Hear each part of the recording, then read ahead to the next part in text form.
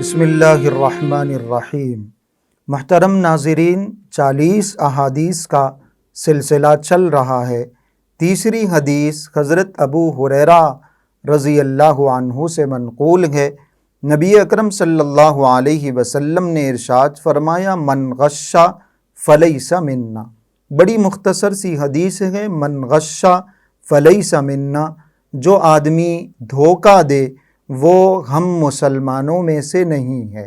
جو آدمی دھوکہ دے وہ ہم مسلمانوں میں سے نہیں ہے۔ دھوکہ مطلب یہ ہے کہ جو چیز حقیقت ہے اس کو چھپا کر کوئی دوسری بات سامنے والے کو بتائی جائے۔ جو عیب ہے، جو برائی ہے، جو خرابی ہے، اس عیب کو، اس برائی کو، اس خرابی کو چھپا کر کسی چیز کو اچھا بنا کر، بہتر بتا کر پیش کرنا کہ اس کے اندر یہ خوبی ہے، یہ کمال ہے، یہ اچھائی ہے، حالانکہ اس کے اندر بہت ساری خرابیاں موجود ہے۔ یہ دھوکہ ہے۔ دھوکے کی وجہ سے کسی کا اعتماد ٹوٹ جاتا ہے۔ جب ہم کسی کو جھوٹ بول کر بیچتے ہیں، جب ہم کسی کو حقیقت کے خلاف، ریالٹی کے خلاف کوئی بات بتاتے ہیں، کبھی نہ کبھی وہ حقیقت اس کو پتہ چلتی ہے، کبھی نہ کبھی سچائی کھل کے سامنے آ جاتی ہے تو اس کا دل دکھتا ہے، اس کو تکلیف ہوتی ہے۔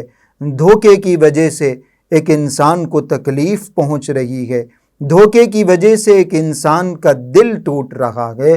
اس لیے دھوکے کو آپ علیہ الصلاۃ والسلام نے منافقین کی علامت قرار دیا کہ دھوکہ ایسی بڑی خرابی ہے، ایسا بڑا گناہ ہے جو ایمان والے کے اندر نہیں پایا جانا چاہیے۔ یہ تو ایک منافق کی نشانی ہے، یہ تو ایک منافق کی علامت ہے۔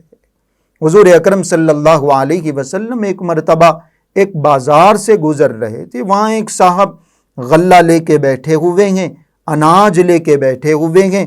نبی اکرم صلی اللہ علیہ وسلم نے وہاں سے گزرتے ہوئے ان کو سلام کیا اور ان کے غلے کے اندر، ان کے اس اناج کے اندر جو لے کے وہ بیٹھے ہوئے تھے، جو چیز بیچ رہے تھے، اس کے اندر آپ علیہ الصلاۃ والسلام نے ہاتھ ڈال دیا اور اندر سے جو غلہ تھا، اناج تھا، وہ نکال کے بتایا کہ یہ تو گیلا ہے۔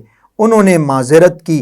حضور اکرم صلی اللہ علیہ وسلم نے اس موقع پر ارشاد فرمایا، من غش فلیس منا، کہ جو دھوکہ دے، یہ دھوکہ ہے کہ آپ سامنے اچھا مال بتا رہے ہیں، آپ سامنے پکا ہوا مال بتا رہے ہیں، آپ سامنے بے عیب مال بتا رہے ہیں، حالانکہ اندر عیب دار مال ہے، خراب مال ہے، کچا مال ہے، گیلا غلہ ہے۔ تو یہ ایک دھوکہ دیا جا رہا ہے، ظاہر میں کچھ اور دکھایا جا رہا ہے اور پھر مال کے ساتھ کچھ اور ملا کر بیچا جا رہا ہے۔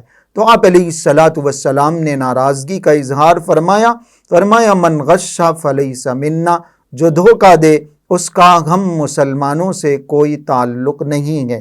اس لیے ایک مسلمان ہونے کے ناطے ہماری ذمہ داری ہے کہ دوستیوں میں، تعلقات میں، رشتوں میں، نعتوں میں، معاملات میں، کاروبار میں، تمام چیزوں میں ہم امانت کا خیال رکھیں، دیانتداری سے کام کریں، دھوکے سے، کسی کو فریب دینے سے، کسی کو دغا دینے سے، کسی کو نقصان کرنے سے احتیاط کریں۔